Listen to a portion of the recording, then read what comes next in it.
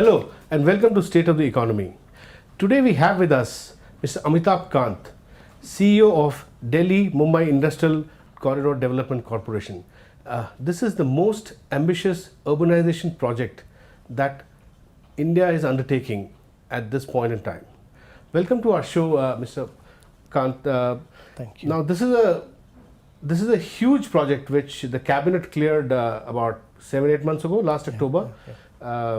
Now 18,000 crores were allocated, and your mandate is to build some 24 cities over a distance of 1,500 kilometers between Delhi and Mumbai, which is a freight corridor, but along the corridor, industrial cities. Now, how are you imagining this massive project? Yeah. I think it's very important for us to realize that it's a big challenge for India is to continue to grow at rates of 8 to 9% per annum for a long period. Sure.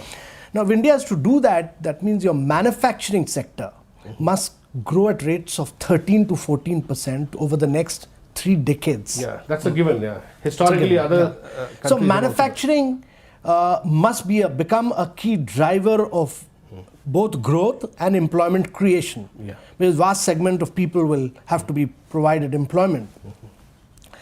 Now, the other key issue is that 350 million people are going to get into the urbanization process in the next 2 decades by 2030, and we'll have additional 700 million people getting into urbanization process by 2050. Currently, we're 30% of our population is urbanized. That's right. Yeah, but we'll go up to 70%. Towards, 50-60%. Yeah. So that's why, a leading thinker like C.K. Prahalad had said that actually India needs to create 500 new cities by the time it becomes 75 in 2022.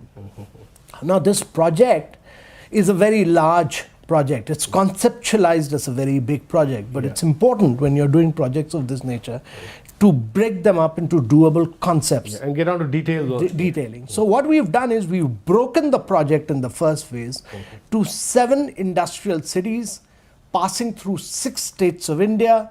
We've finished the master planning of these 7 cities.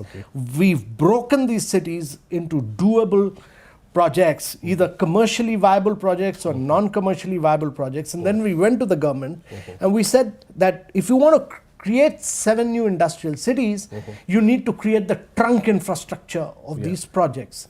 And so government has in October 2011 approved an outlay of 18,500 crores for doing the trunk infrastructure. And the Japanese government has come up with 4.5 billion again for the trunk infrastructure, particularly transportation of these projects. So you already have a total of about 40,000 crore if you take the Japanese loan and the government outlay. The key is to have got the financing right for the first phase for the trunk infrastructure. I think, and the trunk infrastructure would include drainage, sewerage, roads, and transport, right? Yeah, that's right. To my mind, a new city cannot be created without good connectivity. It needs drainage, it needs sewage, it needs solid waste, it needs internal roads. And then that becomes the backbone. It needs a very good ICT backbone as well. Information communication technology backbone as well. Because what we are trying to do is to ensure that technology enables you to leapfrog the process of urbanization. Because India has been a very, very reluctant urbanizer, and technology alone should make you leapfrog. So you have the initial resources for the trunk infrastructure. You need to do global scale of master planning, and you need to get into good program management, bring in good program managers. You can't, in new urbanization of this nature, you can't follow a traditional PWD, CPWD approach. So you need to bring in global scale of program managers, and you need to do some or even the DLF Unitech approach. Unfortunately, we've had cities like Gurgaon which built without creating trunk infrastructure, as you just said. So these are learning lessons for us. It's very important to understand that everything is not PPP-able. You can't have everything on private-public partnership. What the government must do is push the trunk infrastructure, and if once it does that, after that you can invite the private sector. So our financial structuring of this city, our financial analysis reveals that if you are able to do 35% of the trunk infrastructure, you are catalyzing the balance 60 to 65% of the projects on PPP-able basis. Yeah. And the key to the success of this project is that we should be able to monetize land values. So after you do the 35%, Yeah. the land also becomes that much more monetizable, right? Absolutely. The key is that hitherto land monetization values on in close proximity to Delhi or to urban cities, wherever close urbanization has happened to metropolis cities have been captured by the private sector. But what is important is that this has been done without creating adequate trunk infrastructure.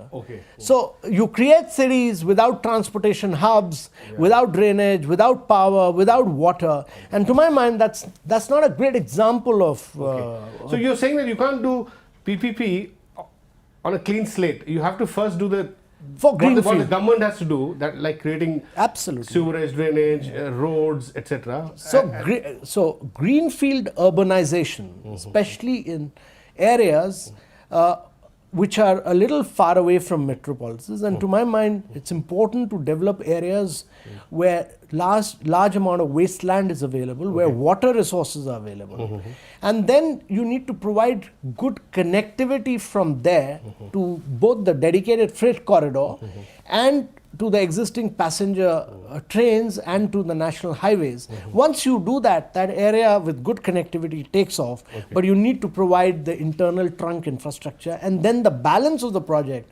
becomes capable of commercialization. So you're saying that we have not created so far any new city based on this principle that you just suggested. Have we done it so far? Is there any example of creating trunk infrastructure first and then moving on to inviting the private sector to do the PPPs? Wherever they were created, actually government created the new cities, government created the new urbanization, but brought in private sector as it went along. But it did the initial trunk infrastructure, all great cities across the world. Now, in China, all the major cities have actually been driven by the government, by young mayors who've gone on, by creating new cities, they've gone on to rise up in the political hierarchy of the Chinese Communist parties. So you've taken some lessons from there. We've taken we will return to some of the finer aspects of what you're saying, but after a small break, and keep watching Rajya Sabha television.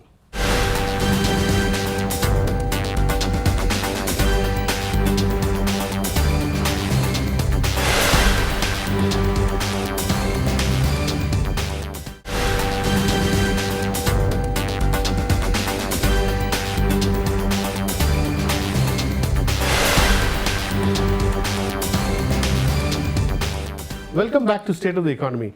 We are having a conversation with the CEO of Delhi-Mumbai Industrial Corridor Development Corporation, Mr. Amitaba Kant.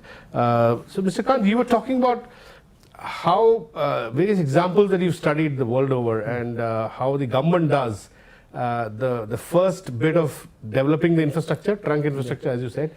Now in that light, how are you proceeding, as you said, in the details of the project? Have you acquired land? Are you in the process of acquiring land? Well, to my mind, the key is that we've structured these projects on the basis of land being brought in by the state governments. And the government of India puts in the money for the trunk infrastructure. So it's a state government and center partnership project. And what the government of India does is to provide skills which are generally not available at the state level, is a global vision of bringing in the best master planners. So we brought in some of the finest master planners from across the world, some of the great companies which have created new cities across the world, CH2M, AECOM, Halcro, etc. have done the master planning. So they bring in the global vision, and then we bring in good program managers who will handhold the states to deliver projects on ground. And then we bring in detailed engineering companies so that we are able to do detailed engineering and take the program management and create trunk infrastructure of a very, very high quality and very high standard. And I think that really holds the key to taking infrastructure to another level in India. And which are the state governments that you're dealing with with for this, because this runs through Maharashtra, Gujarat? So we which are the deal states? with the dedicated freight corridor. The western corridor starts at Dadri in Uttar Pradesh. So we deal with UP, then it passes through Haryana, it passes through Rajasthan, Madhya Pradesh, Maharashtra and Rajasthan. So we work with 6 states, of India, and these are 6 states which actually account for about close to 48% of India's GDP and close to about 50% of the total productive output in India. So in a sense, this must be the, I guess, the first experiment of its kind. 6 states coming together in a joint venture with the center, and each city is like a special purpose vehicle. That's right. So what we do is this is a partnership project in many ways. So we work with our partners in the state. They bring in land and they work, actually we provide the master planners to the state government and they work with the state governments. And in addition to this, the DMIC does several individual projects which cut across the states. So several water projects, several power projects, several logistic hub projects which cut across the states are driven directly by the DMICDs. Okay. And the states are primarily responsible for acquiring land. I'm asking this because acquiring land is a bit of a controversial issue in recent times. No, this is a key issue, and I believe, I strongly believe that over the years, states have innovated.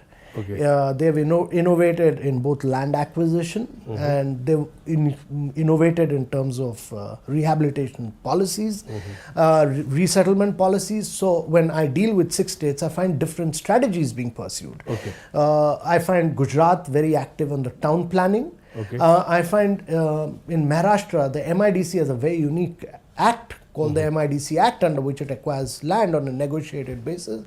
I find Haryana has an annuity model where it pays not merely the land value but pays annuity over a 30-year period. And I find in Rajasthan, when they acquired land for the World City, the Mahindra World City, they actually built houses. So the lower portion of the houses, the landowners stay, the upper portion they stay, and the lower portion they give it out for commercial purpose, which gives them revenue. So each state has built up its own genius of land acquisition in different states. And it's working well? Well, it's working very well. So my personal view is that we should leave it to the genius of each state to evolve and grow. That's a very decentralized approach. India is a very large country. It's bigger than 23 countries of Europe plus another 30,000 kilometers. So you're not imposing your thoughts on them on how to acquire land, etc. We've said that as per the master plan, you bring the land, and once you bring the land, we put in resources for the trunk infrastructure. So all the states have moved forward and they're close to cracking the first phase. And I believe you are also giving,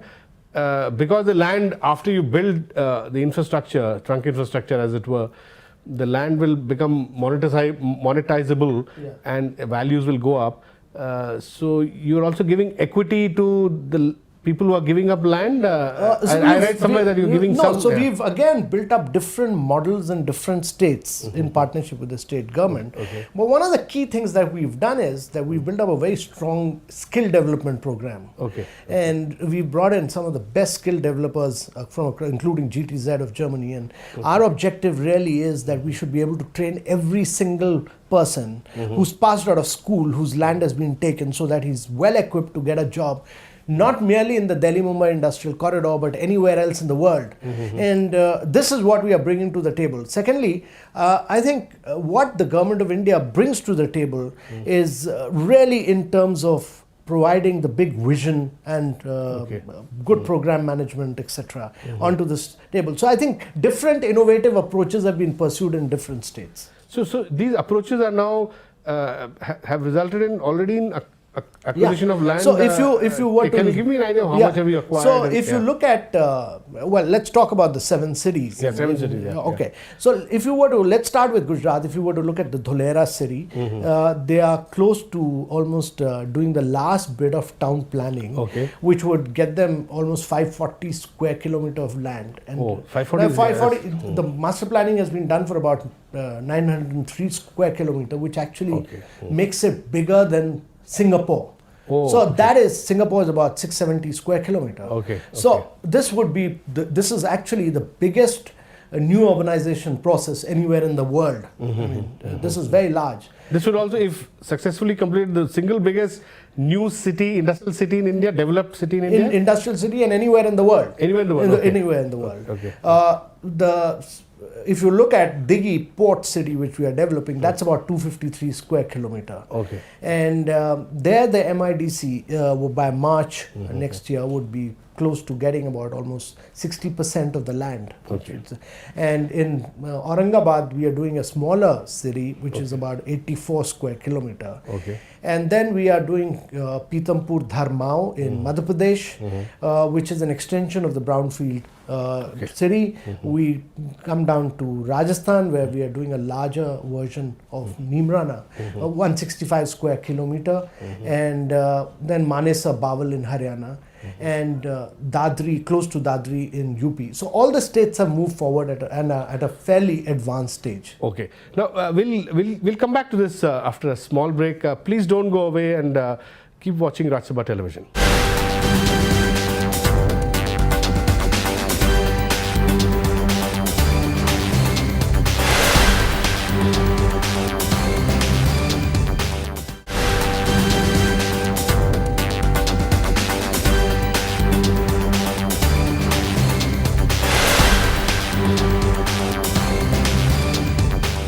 Welcome back to State of the Economy. We are having a conversation with Mr. Amitaba Kant, CEO of Delhi Mumbai Industrial Corridor Development Corporation.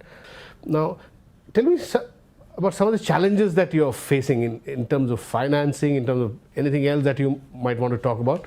Well, it's a very complex project. It's a very difficult project, but it's a very satisfying project in many ways. And I think some of the key challenges. One is that, as I said, India is a very late starter in this process. Yeah, absolutely. One of the key challenges is that we should be able to use technology and embed that in the process of urbanization. Yeah. What is increasingly being talked about by IBM as smart city concept, smart city, yeah. or Cisco as smart and connected city, or what the Koreans are calling as ubiquitous cities. Okay. Those concepts must become an integral part of the master planning process so that you are able to control, manage, and provide land record services, education, health through the use of technology to the population in the coming years. So you're saying that we should use this late start to make a quantum jump to get the latest technology itself. And while we are a late starter, there are several advantages, and those advantages must be reaped in by India to make a big quantum jump through the use of technology. And it's possible. Digital technology enables you to do that. And that's why, in addition to the geographical master planning, we're using Cisco, IBM, several of these big players to do a ICT master planning, which will become a top layer of the master planning process itself. Yeah. And that, I think, is the real value that we are adding. But I think the key challenges to this project are the challenges Tell me about financing. Yeah. Like I believe per city would cost at least about 3,000 crores or something. So a city today, if you were to look at the largest city, our analysis when we went to the cabinet was that each city would, given the size, geographical size, but the bigger cities would cost about close to 70 to 75,000 crores. The bigger ones, yeah. The bigger ones. But you need to break it up. And what you need to do is, in the phase one... When you say 75,000 crores, this is to build the trunk infrastructure, etc. No, so you take it up to that point. To take it up to that point. But the key is that if you are able in the first phase, and if you are able to break that city into 3 distinct phases, and that's how all cities have happened across the world. In the first phase, if you are able to do the trunk infrastructure well, and what you need for the first phase of that city is close to about 3,000 crores. Okay. And if you're able to do that trunk infrastructure well, then the monetization of the land value enables you to keep getting revenue streams. Nobody builds a city in one go. Yeah. It's in phases. Yeah. It's in phases. So the first phase enables you to monetize land values, and then you keep putting it back into the next, the second, the third phase. So that's when the private sector comes in, yeah, that's when the private. So that's when you would invite the DLFs and others to start building. All the big players. All the big players start building. Actually. So what happens really, if you were to do a financial analysis of a new city, which is what we try to do, is that a new city would break even, if you were to look at the whole city, would break even in the 12th or the 13th or the 14th year, given its size. But once it breaks even, the upsides are huge. Yeah. So if you were to build a land monetization model... So the government needs to support until those 12 years, 13 years, right? And once you've reached the break-even level, then the upsides are so enormous and so high. And the government itself will earn revenues, right? It will earn revenue, and you can create this model. The upsides are so high that that the government can create many more cities with those upsides. So are you suggesting, now from what you're suggesting, after 12 to 13 years, say by 20, maybe 25 or 27, these 5 states will get a whole lot of revenues coming from the monetization of this land, or even the center would get revenues, right? So the model is that states which get into greenfield urbanization with Government of India putting in... So will there be revenue upside for states, right? Which put in, and if they are able to depoliticize land, and that is, to my mind, a key issue in India. Depoliticize land. If they're able to monetize land, and if they're able to capture the upsides, these states will be able to create a model of new urbanization. But how do you depoliticize? It's a big challenge. Yeah, it's a big challenge. It's a big challenge. But the only way to do it, to my mind, is where the center and by politicizing it actually in a more structured way. So my view on this is that if you are able to create a very good, strong SPV between the center and the state, and a good model of that is that you create a 50-50 SPV, where a good model of that is the Delhi Metro. And if you're able to create that and professionally manage it over a long period of time, you've done the trick. And then you will be able to create many more cities in that state. And I think that is a key challenge for India. Because if you don't create that, if you don't do this, then every single existing city of India will become a living slum. That's what I'm saying. So in a way, what you're saying, that you have to create popular support for this project. Absolutely. So it's a politicization of different kind, a positive kind of politicization for these cities. So I think it's very important that we bring in the political will, both at state and center. We drive it in a professional manner, and we are able to establish some good demonstration models and create competition among states. And you know, there must be learning lessons from each state. So each state must learn from the other state, and they must compete with each other. And I think once these 6 states compete, other states will also get into this bit of competition. There'll be a crowding in effect, as it were. No, so each state is developing its own, or has developed its own creative way of acquiring land. You know, the word genius you used. So in a sense, should one assume that it's already happening, this process? Well, I find a lot of positive energy in the states. And I find that you know, once you give a good idea, once you are able to sell the big dream and the big vision, states are able to capture it. And we've been able to push this concept we were able to do this in 5 of the 6 states. And now I find a lot of positive energy in Uttar Pradesh as well. So I think all the 6 states are moving forward. So do you detect also the fact that states are under pressure, the politicians under pressure to deliver services to the people? Because this is all about public services at one level, the trunk infrastructure. So there is there a growing pressure that you see? I personally feel that if you don't deliver on public services, and if you don't use information technology to deliver public services, governments won't last. Governments will collapse. They won't be voted in. You know, the expectation of the people are very high, and therefore the politicians today need to deliver, and they are in many states delivering. And if you don't, you know, there's a huge discontent coming in because of sheer demographics of your population. I mean, if your population is so young, they are expecting fast and quick results. And in a sense, Amitabh, this whole slogan that we've seen being repeated in successive elections, Bijli Sadak Pani, is what trunk infrastructure is all about, which you are trying to, you know, it's very important to realize. Provide. I mean, it's all about Bijli Sadak Pani, you know. No, it's also very important to realize that, you know, in India today, you know, your agriculture sector is, while it you know, it just accounts for 16% of your GDP. It's growing at rates of 3%. No country in the world has grown on the back of agriculture. Historically, no country in the world has grown on the back of agriculture. And that means that if your aspiration is to grow at rates of 8 to 9%, you have to drive manufacturing. You have to drive industrial cities, as it were. Now, coming back to the project, now the Japanese are very big on financing this, right? Now, will this create a huge upside in terms of Japan, India investments from Japan? Will it create a new wave of investment from Japan? Because the Japanese have been so far have not been so proactive in big investments into India. Will that be helpful? So the Japanese, at the level of the prime ministers of the two countries, have put in 4.5 billion for the trunk infrastructure into this project. Now, I think Japan has certain skills. Japan has certain skills in terms of they work as a consortium. 5 companies work together with one as the leader.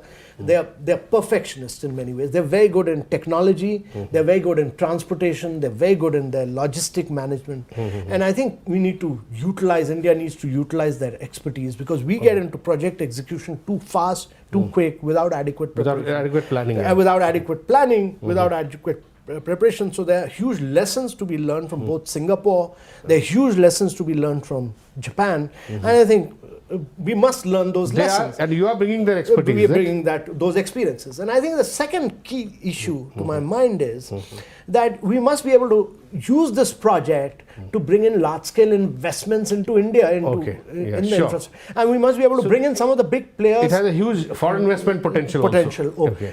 Because the big game changer will be infrastructure. And we must be able to bring some of the good Japanese... Give us a ballpark figure of the total investments that this could generate over the next 20 years? So the project, when you look at the perspective plan, is envisaged to be close to about $90 billion US. It's the biggest project close to $100 billion US dollars, right? Yeah, so it's the biggest project conceptualized at and all credit to the political will of and the vision of the government to have planned it to that level, and but at the execution level, the challenge is really to break it up into doable concepts, and that is what we've tried to do. Thank you very much, Mr. Amitaba Kant, and wish you all the best in executing this project. So that's all we have in this episode of State of the Economy. We'll be back again soon. Thank you. Goodbye.